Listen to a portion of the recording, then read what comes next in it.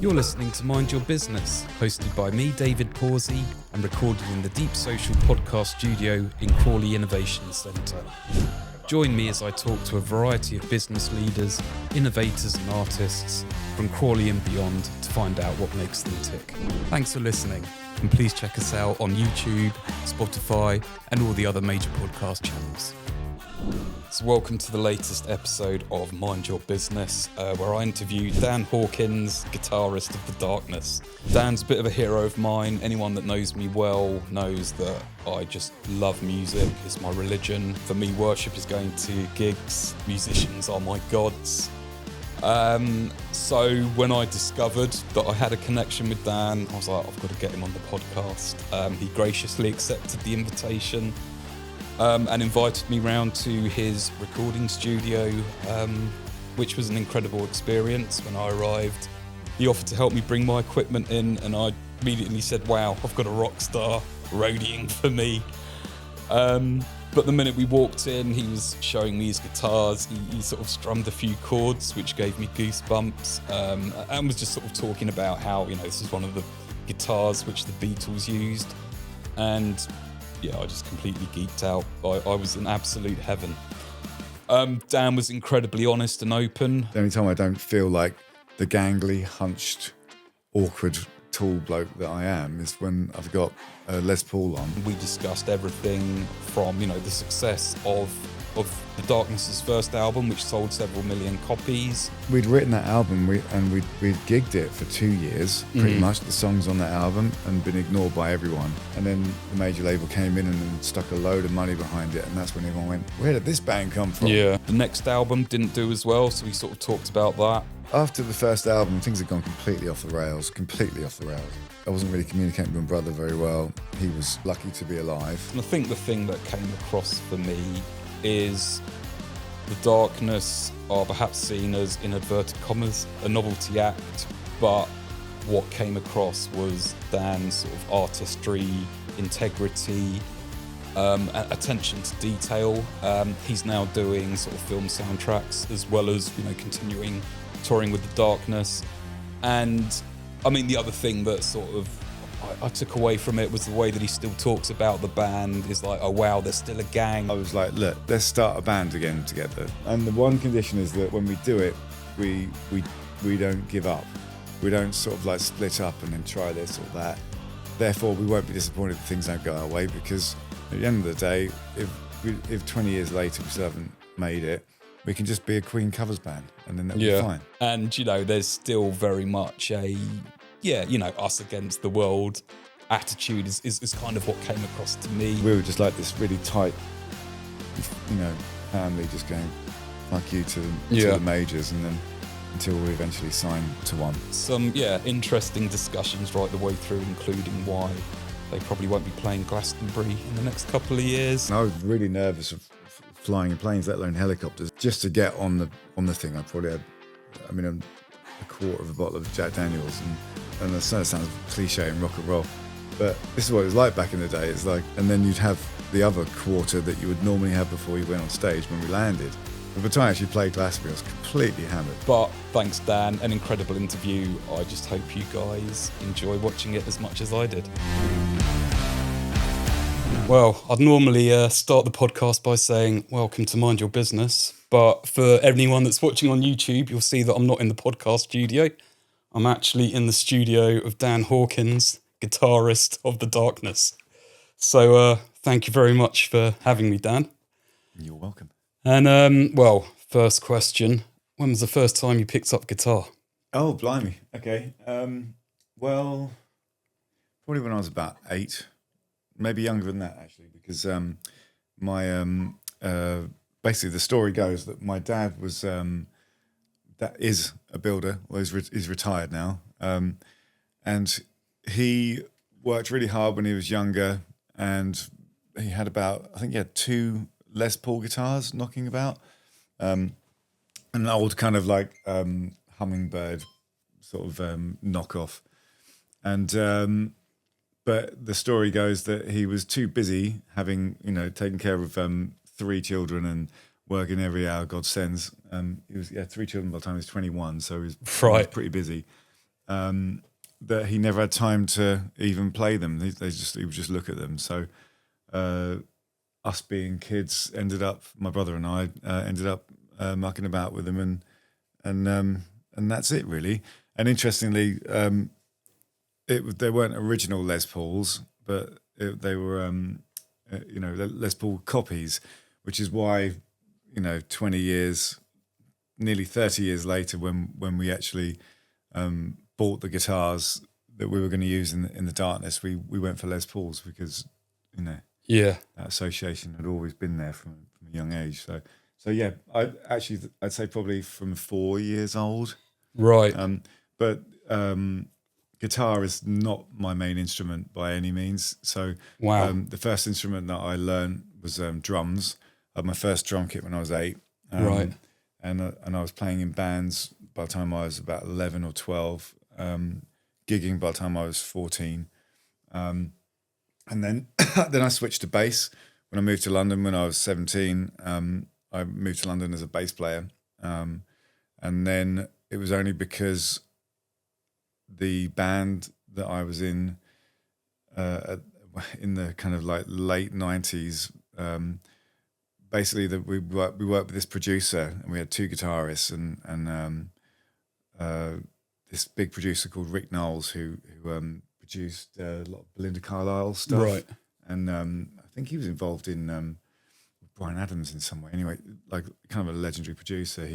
He was recording us in Old Street, and there was this guitar part that the guitarist was just like couldn't get. He spent about 3 hours on, and we only had 2 days with this guy, and it was like a big deal. And so he sent everyone off to have a sandwich or whatever, and take a break, like take 5, and I stayed back with the singer, and when everyone left the room, this producer guy just put his head in his hands like this and went, and because this guitarist had taken so bloody long, and the singer said, Dan, do you think you can play this guitar part? And I was like, yeah. And the producer was like, really? I was like, yeah. So the guitar came out, and I played it first time, and then that was it. I found myself, as both guitarists were fired, and I was the main guitarist in that band after that point. So right. So so did you and Justin sort of jam together, or was it you all kind of learnt separately when you were that young? We were like it's weird, like we've always been kind of like bounced back together. So we would have started at a very young age kind of mucking around playing instruments together, as you would like computer games for a lot of people. We would do that with instruments, you know what I mean? He was a guitarist, I was a drummer. It's a big difference there. And we had very different music tastes growing up. So we were kind of on different paths musically.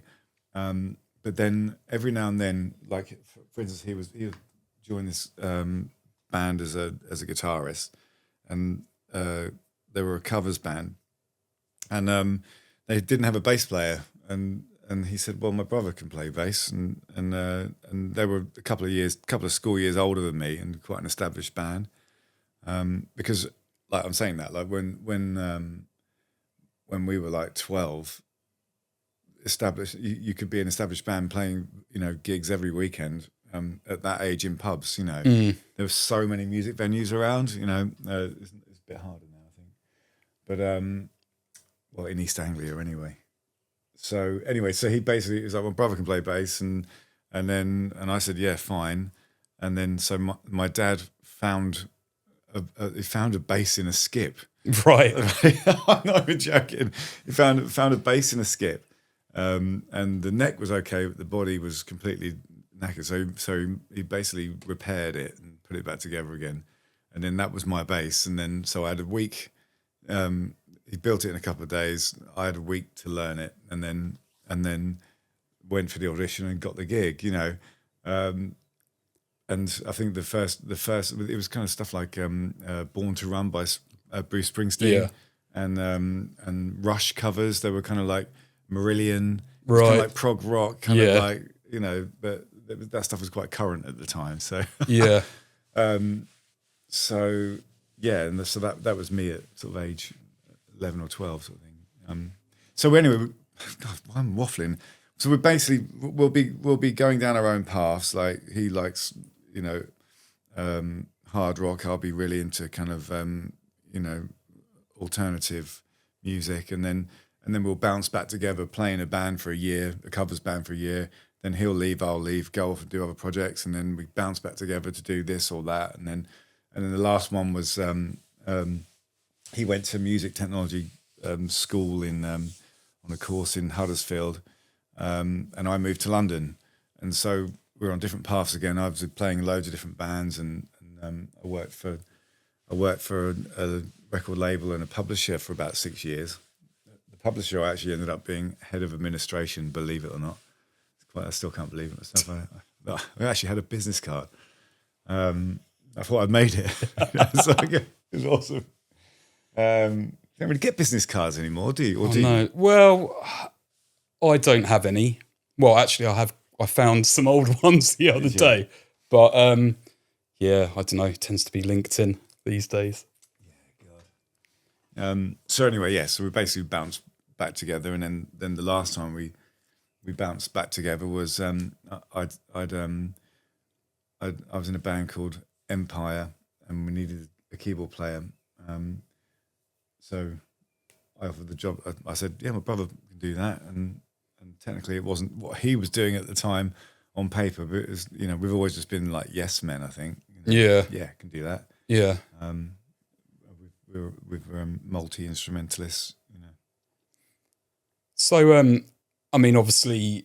So was your dad a musician? I mean, you say he didn't have time, but... Nah, I mean, to be honest, he bludgeoned his fingers so much by the time he was in his mid-20s, he probably was never going to be a musician because his hands are like, I don't know, like wizard's toes. Yeah.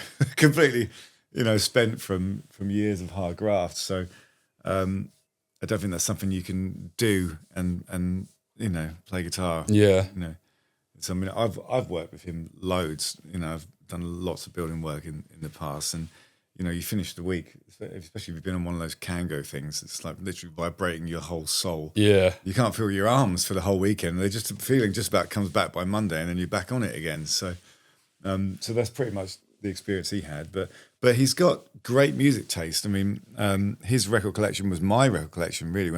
Just before I moved to London, I'd stolen his whole record collection and was just listening to it over and over. You know, and like, it's just such a brilliant taste in music. Sorry to interrupt, but I thought now would be a good time to tell you about the podcast and content creation services we offer at Deep Social. Not only can we record and edit your business podcast, which is a fantastic way of sharing your expertise and building deep bonds with your target audience, but we can transform each episode into blog content, white papers, LinkedIn posts, video shorts, a whole selection of marketing content that drives more leads to your business. So drop me an email at david@deepsocial.co.uk to discuss how we can elevate your content marketing success. Now I'll let you get back to the episode.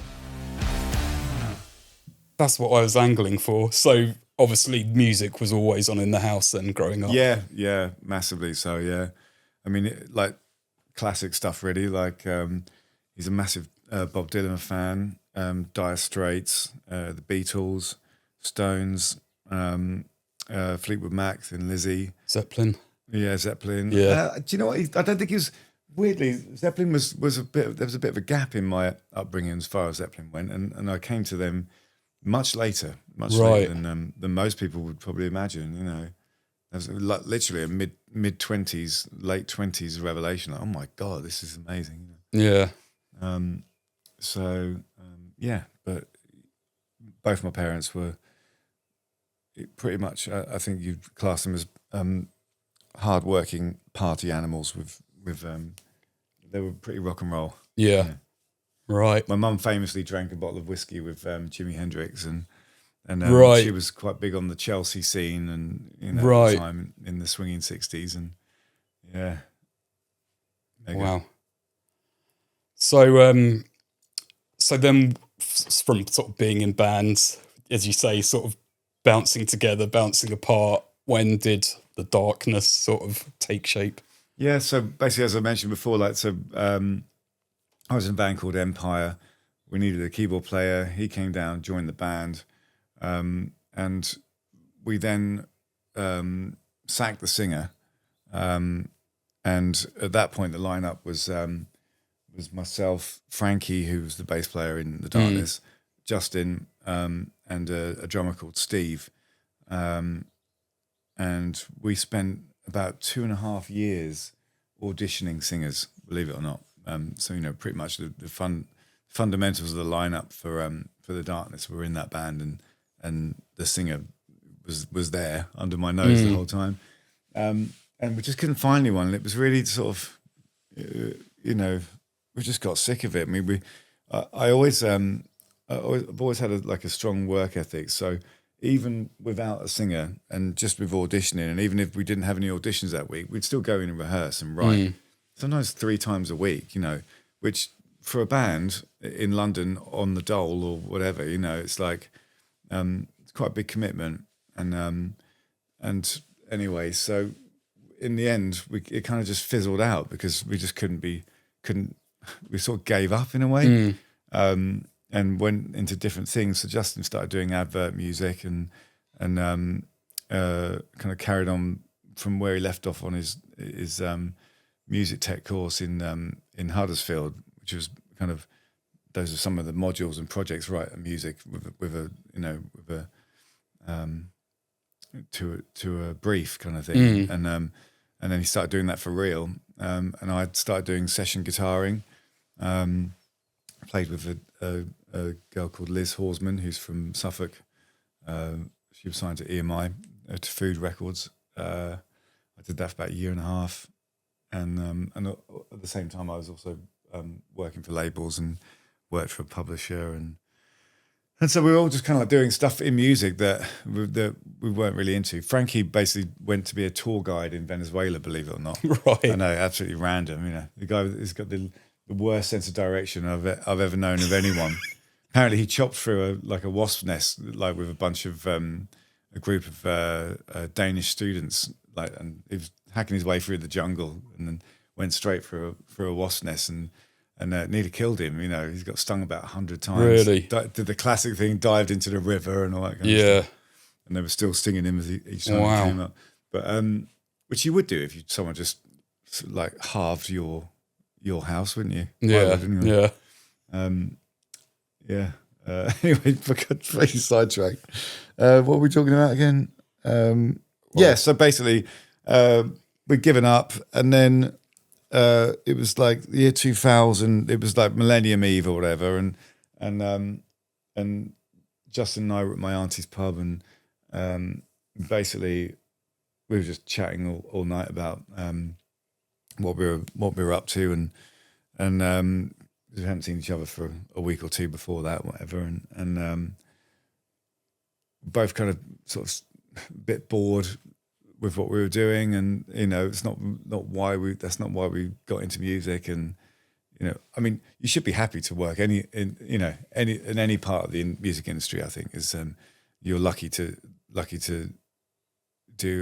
be paid to do anything. I think is brilliant. It's a real result, but we've always been quite ambitious, and we were pretty bored, really. And so, cut to like much later in the night, and my brother's an amazing dancer, right? Like really amazing. We used to go out in Camden and clubs in London and he would go hit the dance floor, and it would be just like everyone would be like, wow, and then everyone else would start dancing, and it was like, so he was doing that in the pub, and then everyone was sort of like kind of looking at him, and then he started doing this interpretive dance stuff, like a bit like Kate Bush, like a male Kate Bush, Right. but to the song Bohemian Rhapsody by Queen. And it was really funny, like, and the whole pub was just like in stitches, and then it got to the end bit, like just before the riff comes in, like blah down, and to me, and everyone was thinking, what's he gonna do? And by this point, he was like it was like a Zumba almost. So he would do the dance move, and everyone else would be following him. You couldn't make it up, really, you know. And then it got to that bit, and everyone was thinking, well, what's he going to do now? And then he just did star jumps from there right until the very end of the song, and everyone in the pub was doing it as well. But he was the only one who kind of made it to the end, and it was the funniest thing. Like, it was so inspired. And straight after that, I was like, look, listen, you know, I don't care if you can sing or not, but let's start a band again together, you know. And you be the singer, the front man, even if you can't sing. I said, just do that. Yeah. Like, you know, like just dance, whatever, I don't care. And the one condition is that when we do it, we don't give up. We don't sort of like split up and then try this or that. Therefore, we won't be disappointed if things don't go our way, because at the end of the day, if 20 years later we still haven't made it, we can just be a Queen covers band, and then that'll be fine. You know, we'll make a good living doing that. Yeah. You know? And so we made that pact, and then the rest is history, really. You know? So, I mean, so who writes the songs, or what is the songwriting process? Do you both kind of bring, all four members of the band bring something, or? Yeah, it depends. Like, I'm the producer of the band as well, which means I tend to have to be quite open-minded to everyone's ideas, and I would probably more so now than I ever have been. But back in the day, it was very much like I'd write the music, we'd be sat around a table, Justin would write the lyrics and the melodies, and then I would drill the band into playing what I thought they should play in rehearsal, and then we'd go and gig it. So it was very much like I'd write the music and he'd write the lyrics and melodies, you know. Right. But that gets skewed because sometimes you have lyrical suggestions for choruses, whatever. Yeah. And chord progression changes, vice versa. So, but then that's not to discount the rest of the band members' input, because I tend to like being around everyone in the band when I'm writing. So I like to feed off the energy and the conversations that we have during the day, and just, I don't know, it helps inform me for some reason. I don't know why that is, but yeah. So do you tend to write in that sort of environment as opposed to writing then going in the studio? Yeah, bit of both, I'd say. To be fair, you know, we're kind of like we've made whole studio albums where we've done it all in the studio, and they take fucking months, and it's really tedious, and I normally, you know, need therapy afterwards. But it's the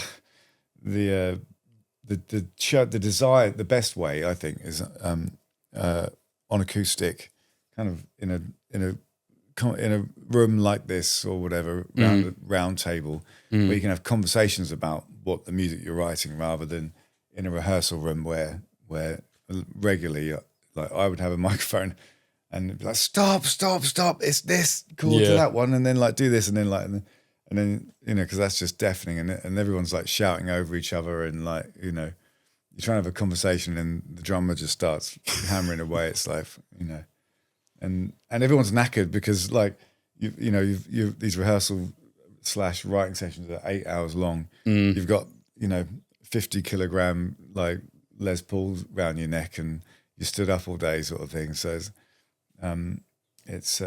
so I like it around a round table on acoustic guitar, because I can imagine, I kind of can hear what everyone's going to play anyway. It's not like I need it to be plugged in. You know, I quite often write bits of music without a guitar. You literally write it in your head, and you'd be walking around, and then you've got a song in your head, and you're hearing you and seeing you play at the same time, and then so I've got bunches of voice notes where I'm singing the riff so I don't forget it. Yeah. And do you know what chords or notes they are? Yeah. Right. I've got this thing where I can, if I hear a song once, I can play it. You know, not actually. I can normally play a song. I can predict what's going to happen next. You know what I mean? Yeah. But it used to be my party trick, really. At parties, I'm like, you know, pick up a guitar, play a song, and then I'll just do it. And quite often be like, right, start singing it, and then my ear will remember it from somewhere, and then I seem to be able to log chord progressions. Like, you know, if I'm listening to the radio and it's like, I don't know, something that I wouldn't normally listen to, like Harry Styles, which I definitely wouldn't normally listen to, by the way. I just want to get that clear. If something comes on the radio that I would go out of my way not to listen to, like Harry Styles, but that's got an interesting chord progression. Yeah. And I'll log it, you know. Right. So, I mean, given the choice between sort of sat round in a small room having a jam or writing, recording in the studio and being on tour, what bit is your favourite? Or does it depend? Is it always a case of you've spent so much time in the studio, like, I can't wait to get on tour? And when you've been on tour, you're like, I just want to go home. Yeah, it's a bit like that, because I think every element of it's quite intense. I mean, they're all brilliant things to do. But by the end of it, you can't wait to do something else. Yeah. Because they are so intense. You know, you go on tour and it's like you're in a 70 mile per hour fart can with your band and about 8 other blokes, and you know, we tend to have like 3 gigs on, then a day off, and it's only on that day off when you go to a hotel. So you've been basically camping. This is why I hate camping as well. Right. I won't go camping because that's what I do for a living most of the time. You know, queue up outside a toilet that's bouncing around, you know, at 70 miles an hour, trying to clean your teeth. Yeah. You know. So you are literally like on the go between venues. Yeah, for pretty much, you know. And then when you're in the studio, it's pretty intense because, you know, studio time is expensive, you know. Yeah. Like, you know, my brother he lives in Switzerland, so when we work together, I get him for pockets of time, you know. You know, if I'm producing an album, I'm always fighting for his time. That's the biggest challenge for me. So we work stupid hours, you know, ridiculous. Like the last album was probably about 9 months of 16-hour days. Right. You know, but that was an example of a studio album, because we tend to make in the same way, you know, like you said, like you get sick of working in one area, then you do the next one becomes appealing. So we tend to bounce from studio album to more of a like live rootsy album. Yeah. So the next one is definitely more of a live album, and my plan for that one is to do a lot more rehearsing rather than creating in the studio, because it just takes forever, absolutely forever. You know, bash it out. So when you actually finally come into the studio, you knock it out in 10 days, and everyone knows what they're doing because everyone's done their homework. Whereas when you do it all in the studio, it's just like you're just painting a little bit in here, like stand back, listen to it, you know, whatever, you know. Oh, let's try some backing vocals for this section. Let's just write this section like that. And then 4 days later, with like 150 part choral kind of like thing, you're like, yeah, that didn't work. Yeah. You know, it's like, whereas like when you do the whole thing of like, you know, route 1 rehearsals, and then you've got a short time to record it, and you end up with one of those albums. So I'm hoping we get one of those next. Right. So, when you recorded Permission to Land, you said you'd been doing session work, so you'd already kind of had quite a bit of experience in terms of recording an album by the time that came round. Yeah.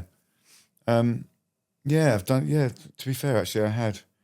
And I used to work for this music publisher called Rondor Music. They were brilliant, because like for 6 years I worked for them, and I'd basically be there for a year or two.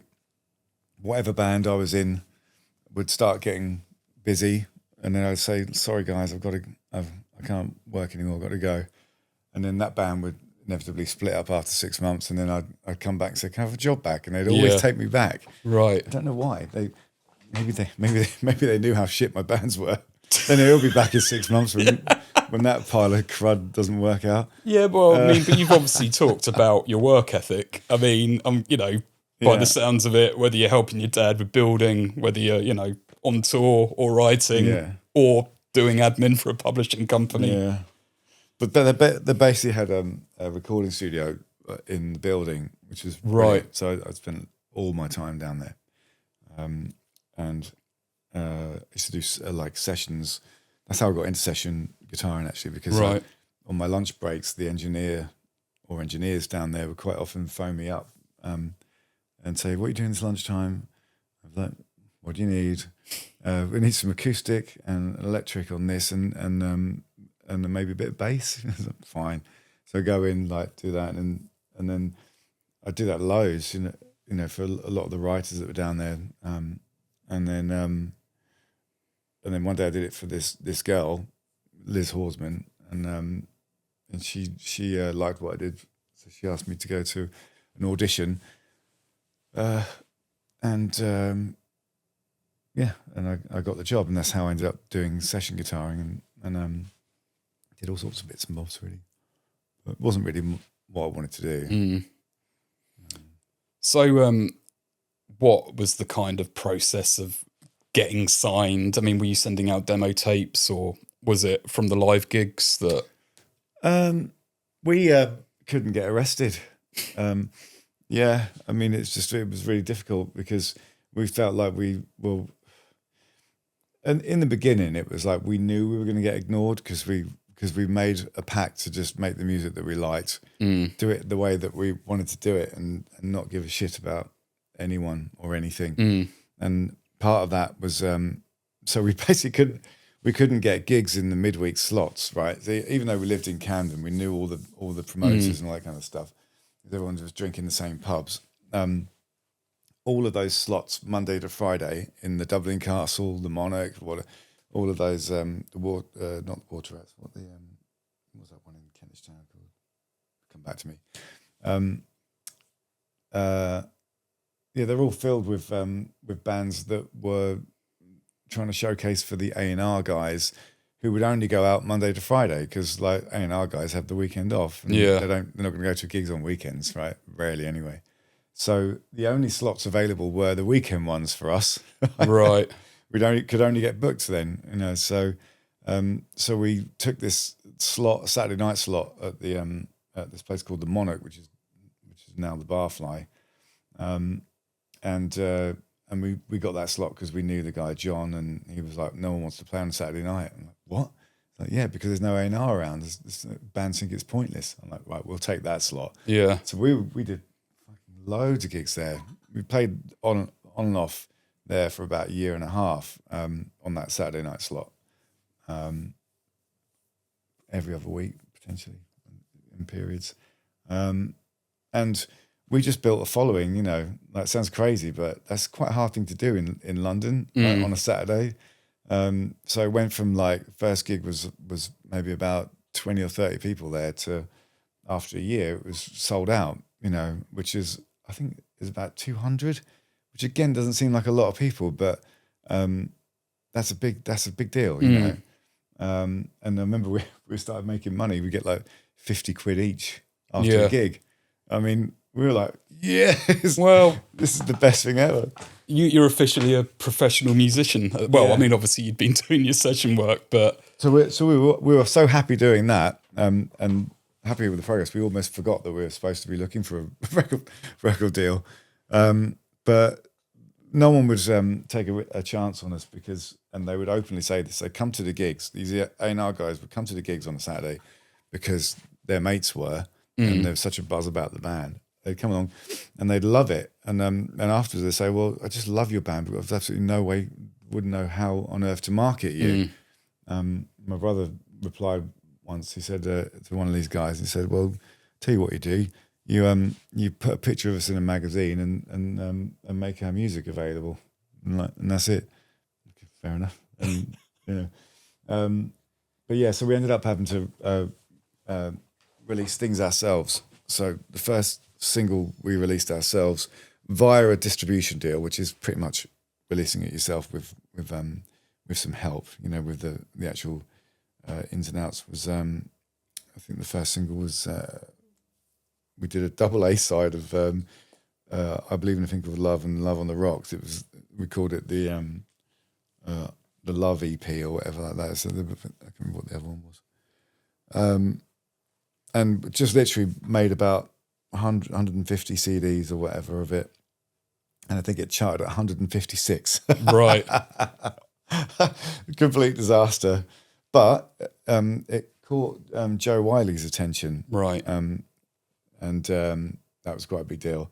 So I think she might have even played it on her show, right? Because she just was like, what the hell is this, And then after she'd played it, it created a bit of a buzz, because sometimes in the industry, you just need one person just to raise their hand and go, I actually really like this. And then suddenly everyone's like, oh yeah, I've always liked this. I was at the early gigs, and then lo and behold, everyone wanted to sign us, but what really put the ball in the back of the net was the second.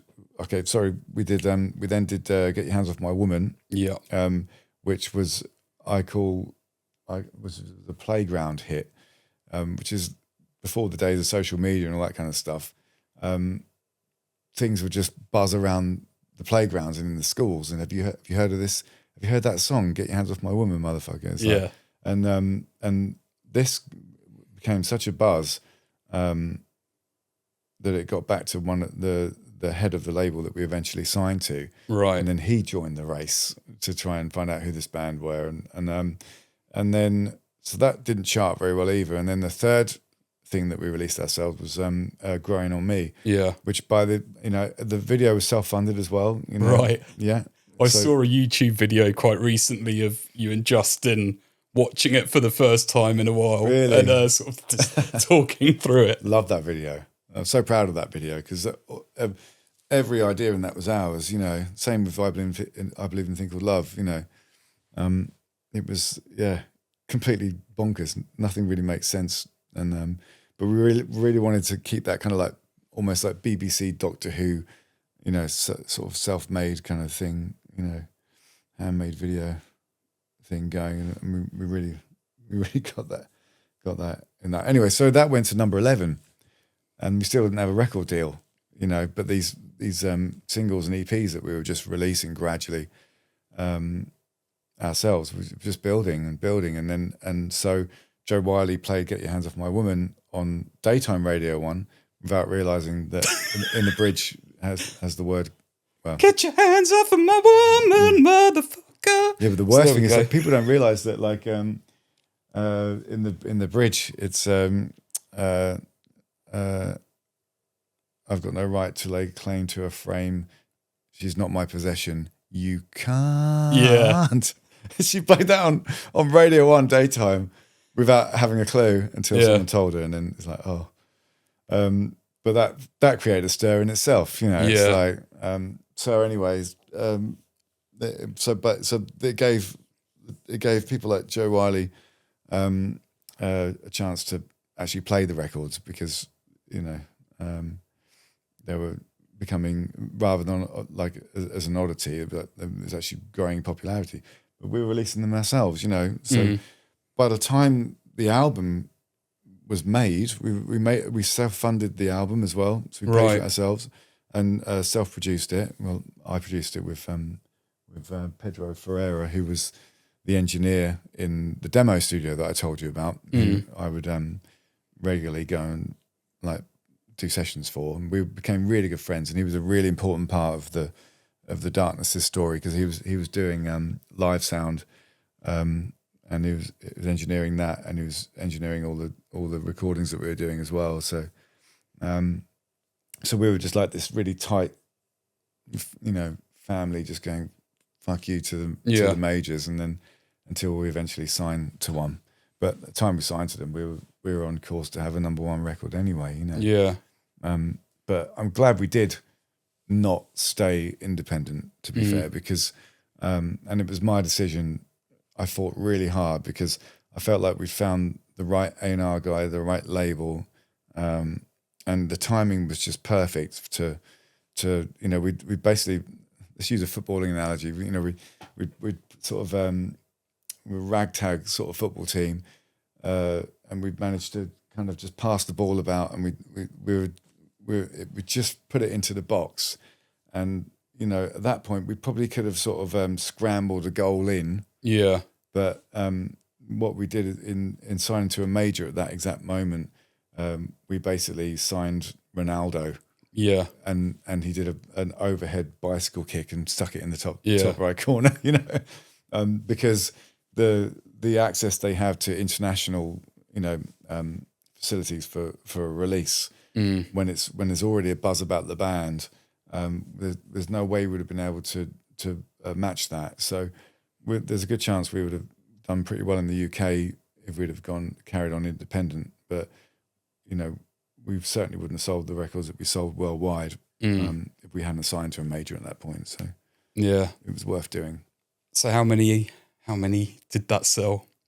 Isn't it 4.5 million, something like that? Something like that, So according to Wikipedia. Yeah, just add a naught onto whatever Wikipedia says. Yeah. No, or take a naught off. That's how accurate it is, isn't it? I don't know, really. Well, how did your life change? I mean, is there a sudden shift, or is it one of those incremental things where you're sort of slowly doing bigger gigs, or? Yeah, I mean, but it's slowly, I think, for us. Although a lot of people, considered us to be like, because we came out of nowhere for a lot of people. I've been in London for 11 years, trying to make it happen. So over a decade of like scrabbling around, doing every shit job you could possibly imagine. And talking from cleaning to house removals to anything that just it's just survival. Yeah, I went 2 weeks living on cornflakes, literally living on cornflakes. Yeah. There's a lot of sacrifices that come along with, pinning your what's the expression? Something that sticking your flag in putting your flag up the no, that's something else. No, it was pretty tough. But so to me, it was like, because we'd written that album, we'd gigged it for 2 years, pretty much, the songs on that album, and been ignored by everyone. Yeah, and then had to grind out a result. We basically got it up to the point where we'd done it ourselves, and then the major label came in and then stuck a load of money behind it, and that's when everyone went, "Where did this band come from?" Yeah. So, but at that point, it was 11 years in of banging on the door, basically. So we were ready for it. We weren't. I was 27, I think. Right. We weren't like 18 years old. Yeah. Or anything like that. Yeah. It was like a lot of people would consider us probably past it by that point. So yeah, it was. But saying that, there were a couple of moments that were just very surreal as far as like the crowds we were playing to, and like we opened Glastonbury in 2003, I think it was. And we had a bigger crowd than REM had. Sorry, we didn't open it. It was, did we? Yeah, it was on the first band on the Saturday. I think I was there. Really? Yeah. So it wasn't the first day though. It wasn't a Friday. It was a Saturday. Right. I think Saturday morning, and we had a bigger crowd on the Saturday morning than REM had the night before, or something like that. Yeah. And it was insane. Didn't Justin upset Michael Eavis? Yeah, good. I'm glad he upset him. Idiot. Anyway, make sure you put that in. No, it was. It's very funny, Glastonbury. Like I had this idea to make as a PR stunt that we'd arrive by helicopter. Have you heard the story? Yeah. Well, I've seen videos. Yeah, it's true. It's a true story. So basically, I had this helicopter that flew in from Bristol Airport.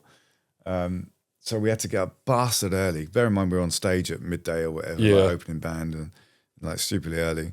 We were down there at the heliport at like 6 or 7 a.m. And I was really nervous of flying in planes, let alone helicopters. Never been in one before, and just to get on the thing, I probably had, a quarter of a bottle of Jack Daniels, and I know it sounds cliche in rock and roll, but it was like, this is what it was like back in the day. It's like, and then you'd have the other quarter that you would normally have before you went on stage when we landed. So by the time I actually played Glastonbury, I was completely hammered. Yeah. Totally gone, And anyway, so we got up in this helicopter, and sort of, the press were told it's going to happen so they could be there to film it and whatever. Like, it's totally audacious. And the helicopter landed in the wrong field, like it landed on the wrong side of the stage. Spinal Tap. Oh, it couldn't be any more Spinal Tap. And so the manager comes running out, and she said, like, "You're in the wrong field. It's the other side. Can you go up and then come down again?" And the guy goes, "I haven't got enough fuel." I was like, "All right, never mind." And then that was it. It wasn't. It was totally undocumented. And like, all it had done is just stress us out, give us absolutely no sleep, and then made me drunk before I played the show. So it's just one of those things, isn't it? So do you the madness, just like, there's a lot of crazy things like that going on that were like, Do you get nerves before going on stage? Not so much anymore. I always used to. I always had stage fright. Actually, I've never really felt comfortable on stage. I do now, 100%. Like, actually, it's the only time I feel normal. Like, probably I could safely say that. The only time I don't feel like the gangly, hunched, awkward, tall bloke that I am is when I've got a Les Paul on, and I feel super confident. It's like, that's my, that's because I just feel natural doing that. It's like, it's it's a strange one, but so I don't get nervous anymore. Also, the drummer that we have is the greatest drummer I've ever played with, and I played with quite a few drummers. He's just amazing. Yeah, I think he had quite a good teacher, didn't he? He did, yeah. I mean, I was going to say, you obviously mentioned about this pivotal night. The relevance for that. Sorry, is because like, when you've got a drummer that's that good, and the rhythms that he plays are so natural, and I'm so tuned into that. That's all I'm listening to the whole time. Is I'm moving around him and what he's doing, and we write a lot of music together as well. So a lot of the riffs and things and the arrangements, I'm working with him very closely. He's so good. I just know exactly what he's going to do. Like, I can just feel what he's going to do, and it makes my life so easy. I'm not in my own world. I'm somewhere else. It's with him. You know what I mean? So I go on, and he is the most confident. Like, I don't think I've ever seen him nervous. No.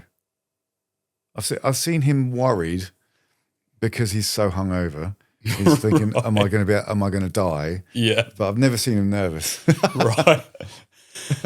I mean, well, for people that perhaps might not know, your drummer's Rufus Taylor, who's the son of Roger Taylor from Queen. Yeah. And obviously you've talked about this pivotal moment of Millennium Eve and Justin singing Bohemian Rhapsody. I mean, what was it like when you started sort of interacting with these people that were, would have been heroes? Oh, you mean like with like other with famous people? Like, but and as I say, I've always avoided famous people. Like, famously, I think, really. Like, I don't know. Some people are like, either I'm obviously fazed by it, because I kind of avoid it. Like, I had an experience once when I was just working in London and in between bands and things weren't going that well, whatever. I met through a friend of a friend, Graham Coxon, just, not, Right. just happened to be, end up sitting around the table with him, like drinking. And I couldn't really be myself. I couldn't speak because he was such a guitar hero of mine at the time. Yeah. I was like, I didn't want to say anything in case I said the wrong thing. And then I think I said something and it was the wrong thing. Right. And it's like, and I hated that experience so much. It wasn't his fault. He was lovely, Yeah. But I was like, well, I think I probably, I'm the last person to go flying and say, hey, how you doing? Yeah. I mean, or I was anyway. Now I'm probably in the don't really care, or I just know that they're normal. Yeah. It's like because I'm normal. And my brother's normal, and Rufus is normal. Like Frankie is not necessarily normal, but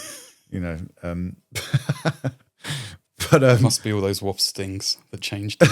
yeah, exactly. That's informed his bass sound for all these years, isn't it? Swarm of bees. Yeah. But Sting plays bass, doesn't he? Exactly. So there you go. Same thing happened to him when he was in the jungle.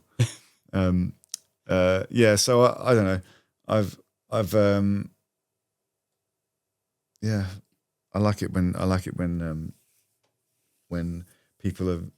you meet people and they're mega confident, they put you at ease. Yeah. And they're loud and they're like, just take over a room. You just think, yeah, it feels great. But when I meet someone famous who's a bit like, I'm like, I'm gone. I don't care who they are. I'm like, yeah, okay, cool, bye. Yeah, see you later. Yeah. Like, I don't know. Like, we had Steve Lukather from Toto when we played with those guys in Chelsea a few years ago. He came in. He's a guitarist and also wrote loads of the stuff, and he played on loads of Michael Jackson records. He's just an amazing guitarist and writer. Anyway, so he came into our dressing room, and before he came in, we were told that he was going to come and see us, and then I'm like, like, oh God, do we have to, sort of thing? Yeah. Not because I don't want to meet him, because I'm like, just find those encounters sometimes not the best, because it's just like people. And he just came in, and he just brought a ray of sunshine into the dressing room, and he was so nice and talked about normal things, and wanted to know about you as a person rather than fawning over how great we all are and that kind of stuff. Like I've been doing. Yeah, exactly. It was just like this. That's just great. Whereas I met Phil Collins and he was just a miserable fucker. Yeah. And it's like, and that was a real shame, because I was a massive Phil Collins fan when I was learning drums when I was like 8 or 9. Yeah. He was a god.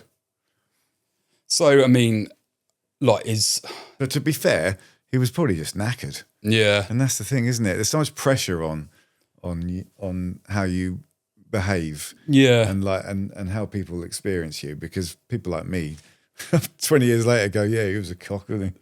Well, I mean, when he's just having a bad day, probably.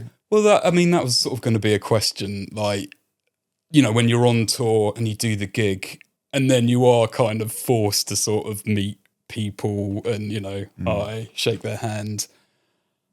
And yeah, I mean, like, there's obviously just going to be days where you're just like, I just want to go home or go back to the hotel. And it is that thing of like, I don't know, us members of the general public, if you see someone famous, well, you have an idea of what they're going to be like, sort of thing. Because things have changed over the years. So basically, bands monetize meeting their fans now, and a lot of bands don't agree with it.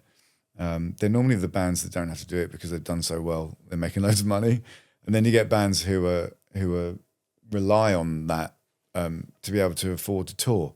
And we're one of those bands, because we don't make a huge amount of money from touring. In fact, we tend to lose money, but it's, I suppose you'd term it a lost leader sort of thing. There's elements of the industry where you make good money, and then there's elements where you don't. And certain tours do, certain tours don't. But one thing that is certain with us is if we don't monetize the VIP experience of meeting fans and then watching a sound check and having a stage tour and having a picture taken, then we probably wouldn't be able to tour at the level that we do, you know. So it's not like we're rinsing people. Yeah. It's just because there's it's so expensive to tour these days compared to how it was before. Well, I mean, I heard a stat on the radio quite recently that if you're getting 500,000 downloads on Spotify a month, you're still not hitting minimum wage. Oh, gotcha, and yeah. I mean, obviously, Not even close. I mean, like, obviously, back in the day, you'd have CD sales. I mean, how much has that affected? So we were quite lucky because I mean, even our second album, I think was right at the tail end of physical product, and right before the huge change, the sea change. So I mean, we did like 75,000 in the first couple of weeks, I think, of that album in like 16.99 formats. You know, it's crazy, really. These days, it's not. Although actually, I think we did 36,000, I think, on the last album. So we're getting better. Yeah, we're getting back to where we were, but you know, that's how many you need for number one. You know, back in the day, you know, 35,000, 36,000 wouldn't have got you anywhere near the top 10. Anyway, yeah, there was a big change when music essentially became free, really. And this is what I think people need to understand, is that like before even the streaming services kind of got involved, before they did, and it was even worse because the music was actually free because it'd be ripped and then put on Napster and like, or just handed around. It was free, you know. So like we've managed to, musicians have managed to kind of at least make something from nothing via streaming services, because people, and that's only built out of convenience. It's the only reason why musicians are being paid at all. It's because people would rather just have a streaming service where they can listen to whatever they want rather than have to go around the houses and steal your music outright. Yeah. I'm conscious that I've been taking up a lot of your time, Honestly, Dan. it's fine, Dave. As long as people aren't banging that door down, you can keep going. All right, okay, well. As long as you promise to edit this into something that isn't me just waffling a load of shite like I have been. Well, my friend Greg edits. Okay, good. Greg, who came with you know me. what to get rid of. All that mumbling stuff at the beginning and me just going off on tangents about stuff that no one cares about. But yeah, me and Greg. So we'll start from now, okay? Me and Greg saw you in Brixton. Oh, well, it would have been one of like when the first album came out. And, what, supporting Def Leppard, or was it the? No, you were headlining. Really? But yeah, I drank a lot of red wine that night, and I was sick in my bed. So I just had to bring that up. But it's the worst sort of sick as well, isn't it? The red wine sick. The feeling the next day is well, beyond hell, isn't it? Somewhere beyond hell. So, I mean, talking about alcohol, do you still drink? Do you still sort of party on tour? I don't drink before I go on stage, ever. Haven't done since 2010. Reason for that is because when the band got back together after our hiatus, 2 or 3 year hiatus, he was a non-alcoholic, basically. So and has been ever since. And I wanted in those early tours when the band got back together, I wanted to support him and not drink around him at all. And although that's not the case anymore, that's when I realised, because I always associate, like I said before, like, you know, half a bottle of JD before you would just about get me on stage. I had so much stage fright.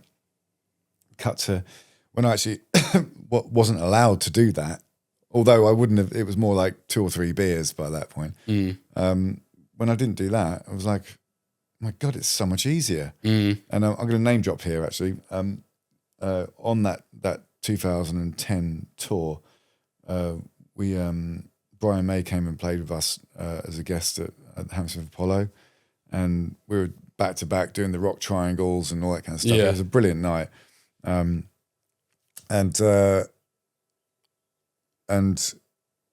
before the gig, we were chatting, and I said, Brian, do you want a drink before, like, I said, no, I won't ever drink. I don't like to drink before I play. I was like, that's amazing, because this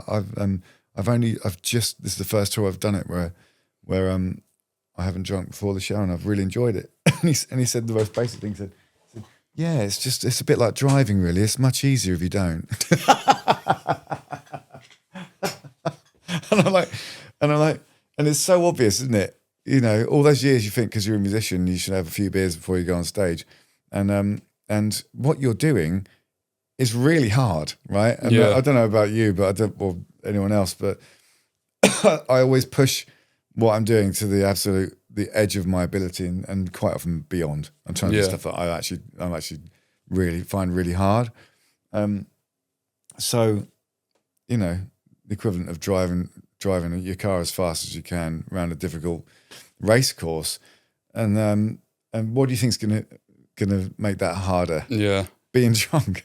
So it's just everything's really easy, and don't have to look at the guitar, so your head goes up and you start taking more in from the audience, and then the whole gig is more enjoyable. You come off, you've had a much better time. So Yeah. So, but if I know this is a business podcast, but when you're doing your gigs, even maybe there's a lot of businessmen that playing covers bands and collect guitars and stuff and do gigs occasionally. One piece of advice is don't drink before you play. Drink afterwards. Yeah. If that's what you want to, and do a lap of honor. But yeah, make up for it afterwards. Yeah. So, I mean, obviously the first album, massive success. Albums after that didn't do so well. I mean, what was that like? I mean, were you quite kind of philosophical about it, considering, So- you say you've been working, it wasn't until you were 27, but Yeah, listen, after the first album, things had gone completely off the rails. And I wasn't really communicating with my brother very well. He is lucky to be alive. Let's put it that way. I think he's been 20 years sober now. wow. That tells you how bad it was at that point in time. Not that the level of how bad it is equals the amount of time that you stay sober. He's luckily he's one of the few people that realised the problem, took it seriously, and had the strength to see it through. Yeah. Is quite an inspiration, really. Anyway, yeah. So even before that second album came out, things had just got completely out of hand. And it was, the plane was already flying straight into the side of the mountain, where regardless of what happened with the album. So and then the album came out. We managed to get a tour done, and then it just completely imploded, and then that was it. So yeah, but it wasn't. It didn't really. It was like, well, okay, well, that's not happening now. Let's do the next thing. Yeah. I mean, I literally think had a conversation with Justin about the band. We finished the band, and then literally on my way back to the studio that I owned at the time in Norfolk, I'd already formed a new one. Right. And we started work the next day, and then made an album, and that was really rewarding. And I loved that album, and loved touring with those guys. And then we made another album, and then before we had a chance to release it, me and my brother got back together again. And Right. So I don't look at things like when they happen. You just take it on the chin, and then and you go, okay. I guess you could relate it to building work in a way, like if you're building a house, or you're doing a massive project, if you think everything's going to go smoothly, right? It's not, and you're going to come up against really, really big problems, and it's how you deal with those problems is the key to whether you're successful overall, right? Because and it's not even necessarily about anticipating them or expecting them to happen. It's just how you deal with them when they happen. You know, so it was like, oh well, great. And I was excited about doing something else. And then when the band got back together, I was excited about doing that again. Yeah. So, it's it doesn't really never really bothered me. And also I feel like we needed to. We've now done the work and built ourselves pretty much back up to level where not approaching the height of the first album, but like probably where we should have been at the start of that kind of journey, really. Because we've got about 10 albums now, whatever, I think, something like that. And quite often back in the day, bands would have 4 or 5 albums before they really, rock bands anyway, before they kind of got anywhere. And they were supported by a label, and and they built and they built and they built, and we've almost done it in reverse. We went and then we've gradually built up again. So, and we're back in arenas. So it's so you just take it where you can get it, make the most of your opportunities, and try not to stress too much when things don't go your way. Because ultimately we're creatives, and we're designed to get things wrong. That's when things go right, when you make mistakes, right? Yeah. And I mean, you made an interesting point about earlier on when you said about, sort of spending 4 days in the studio recording something and then going, actually, that's not going to work. And I mean, again, it's kind of refreshing to hear that. It's like, oh, well, it is like a job like any other. And I mean, like my core part of my work is writing, and I hate sending off a bit of work, especially to a new client. But I'm like, they don't see all the indecision and the neurosis that goes on. They just see the finished article, and so they're not going to be like, oh, well, and I'll be like, oh, should I keep that bit in? Should I leave it out? And then when the client sees it, they just sees a finished bit of work, and they don't sort of see. Well, it's the iceberg, tip of the iceberg, isn't it? Yeah, it is, and I think that's the thing to remember, that no one else really cares, like about they care about what the thing that's in front of them and whether they like it or not, and so you can beat yourself up about what things could have been or but it doesn't really matter, because it is what it is. But when it comes out, I'll give you an example. So. First project I've done in this studio since it's quite new. Well, it's brand new actually. I've literally finished it a month or two ago. But I just did a project for a film. So I do a lot of stuff for film and TV and advertising. And got asked to do something for the picture film. Picture film? Do people call them picture films? Fucking old school is that? That's what they call them in East Anglia. I've just done something for the picture film. Masters of the Universe, which is the He-Man thing. So I got a call from this incredible composer, Daniel Pemberton, who just did the score for Project Hail Mary. I don't know if you've seen that. Yeah, I've seen that. Anyway, he's incredible. And he wanted to do, wanted the Darkness to do some music for middle section, like a fight scene in the middle of the film, like pretty much the crescendo of the thing when all the Masters of the Universe come together and whatever. I can't say too much about it really, because it's not even out yet. This is where I get. So might have to lose this, Greg. Yeah. But anyway, so I did something for a big motion picture. A big motion picture. Yep. Definitely not. Can you beep out the stuff, Greg? Yeah. Beep it out. And anyway, so I've literally written this thing to the film. So what I mean by that is I'm showing the sequence, and I'm looking at it, and I'm and I have to write the music for each, of this 3 or 4 minute passage. This bit happens, they stop, they do this, and then they do that, and then this kicks off and then ends there.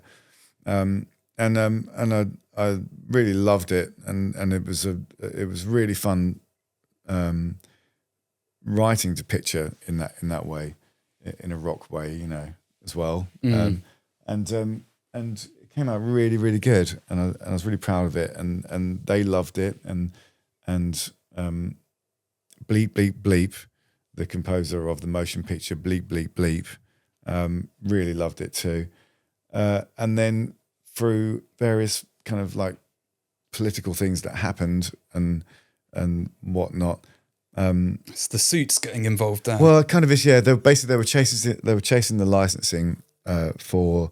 They have like a piece of music, a hold piece of music, and they wanted something in the similar vein to that, because they couldn't get the rights to that for that section. Right. Which is where I came in. Right. And like, can you do that? I'm like, yeah, no worries, fine. And then just at the last minute, the same day that the director heard mine in that place, they got the licensing through for the track they initially wanted. Right. And for political reasons that I can't go into, they ended up having to use it. And at that point, like, I'd spent probably a week or two working really closely with the composer, score composer, and on it. And this is until you actually get the gig, it's unpaid. So Yeah. at that point, I could have thrown my toys out and gone, oh well, like, whatever's like, but I was just like, well, it's brilliant to have been involved. Thanks for thinking of me, and see you next time. If you ever need anything else, I'll give it a go. And then what happened was the director and the composer liked what I did so much, they asked me to turn it in, rather than being little sections of incidental music that followed the film, the sequence, turn it into an actual song, almost reverse engineer it and stretch it out into something that's more of a traditional band song arrangement. And so that's what I did. And we ended up getting the main end credits thing, which is much bigger than the scene, and it's now going to be a single, right? And if this comes out after that it's released, it's Masters of the Universe by The Darkness, and that's that. Okay. So throw your toys out and get disappointed if you want, or just go, yeah. Let's see, because quite often like another door opens, isn't it? And we could have got mauled in and quit the music industry when we only sold 500,000 of the second album. Yeah, in physical format. Is that all? I know. Collector's editions, then. I know. I don't even know. I don't know if it was that. I'd say probably would be around that now. I think. So have you done like much other soundtrack work, and is that something that you'd like to sort of do more of? Yeah, I did a series for CBeebies, right? Katie's Amazing Machines, or right? Grace's Amazing Machines, they're called now, and which is basically like Top Gun for kids. And again, like, I loved doing that. It was like we were in between albums, and I recorded a lot of it on tour. So right. It was, Rufus and I worked quite closely on that, because we were in sound checks. I'd be recording his drums and building this thing up, and it was all like just instrumental rock music, and then also the theme tune, and that's huge. It's huge, one of the biggest things I've ever done, and in a way, the royalties I get from that are probably pushing Darkness royalties, really, because it's these are licensed worldwide. Like, so, these big sort of CBeebies things that you think, like, it's properly worldwide, Well, I mean, I think, the Mr. Bean, Rowan Atkinson has made an absolute fortune from Mr. Bean, just because because it's all silent, pretty much. It's like shown everywhere. But like Pingu. Yeah, yeah. Why I can't believe we're talking about Pingu. Pingu. So that's one of the problems I have. That was very impressive. It's kind of Tourette's, Pingu Tourette's. Yeah, that's yeah. It's like I've done a lot of advert stuff. My brother and I we pitch for film things and advert stuff all the time. And, So sometimes you get it, sometimes you don't. What is the process for that then? Do you kind of have a specialist agent or? Good question, actually. Yeah, so it kind of you end up getting a bit of a reputation for it. So I did a big campaign for Marks and Spencer quite a few years ago, and off the back of that, we've got things, a couple of Saatchi jobs and so on and so forth. And then they're normally like I don't know. It's kind of a weird industry to break into, but if you've got a reputation for pulling things around and doing big stuff, you tend to just get your name just tends to come up. I think with like producers mainly. Who can we get to do this? I know who'd be good. It's like whenever. Yeah. So. Yeah, I don't really know. I don't have a specialist Right. agent. Yeah. But we have people fighting our corner in those departments. Like Justin and I have different publishers now, but we were under the same publisher for quite a while. But so that means there's two lots of people, not necessarily selling your songs, but they're putting them forward for things, and that includes when people are doing big ad campaigns, they'll go to publishers and say, what do you think about this? And then they'll say, well, actually, these guys wrote something for this and made it onto this kind of advert or whatever. So it's all a bit random, really. Yeah. It comes in from all directions. All I know is that when something comes in, I just drop everything and do it. Yeah. That's been my thing. Hence with the Masters of the Universe thing, this place wasn't even built, had no floor. Like, it was, my studio was in storage, because I just moved. And I had to take the entire building team off of doing what they should be doing, which is fixing the roof. It's like, guys, we need the studio built. Yeah. And we need to do it now. Yeah. But I've done all sorts of stuff. I did just random things. I did a cover version of a Jerry Lee Lewis song for an NHS ad. Right. Like that was something I did last year. One of the many things, just random stuff. Yeah. So this is going to be my last question. So what do you do to relax? I like to do podcasts on my days off. Awesome. In my studio. Same time again tomorrow then. Relax. Yeah, exactly. Yeah. Relax. Oh my God. I'm very fortunate. I live in a really nice house. I've basically been, when I'm not working with the band in the studio or doing soundtracky type stuff, or on tour or writing or whatever, all the million things being in a band means, or being a music producer. I've been running renovation projects for 20 years. So every house I've ever lived in has been a massive renovation project. And this one's the biggest one I've ever done. It's completely ridiculous, but it's really rewarding at the same time. So if I'm not doing stuff, if I'm not doing my job, I'm working twice as hard doing real work. Right. Building work, basically. On a roof. I spent most of the winter on a roof, fixing holes, replacing tiles. That glamorous rock and roll lifestyle. Fiberglassing. If there's anyone out there that knows what fiberglassing, the hell fiberglassing a roof is when you don't know what you're doing, really, I feel your pain. That stuff just gets. It's like I insulated my own roof. my own roof, insulated. So again, talking of like the worst jobs of all time. Yeah. That's one of the worst jobs of all time. Yeah. Fiberglass up your arms, and those weird sort of like white suits you get from Screwfix, they're useless. They're worse. They almost like let all the stuff in, don't they? And then they just scratch against it the whole time. Have you ever insulated a loft before? I am the most impractical person ever. You have no idea what I'm talking about. But I was going to say you've ruined your Screwfix sponsorship there. Oh well, I'm going to become more of a Travis. I'm an endorsee of Travis Perkins these days. Right. So we'll give those guys at Travis Perkins a big shout out. Keep up the good work. Awesome.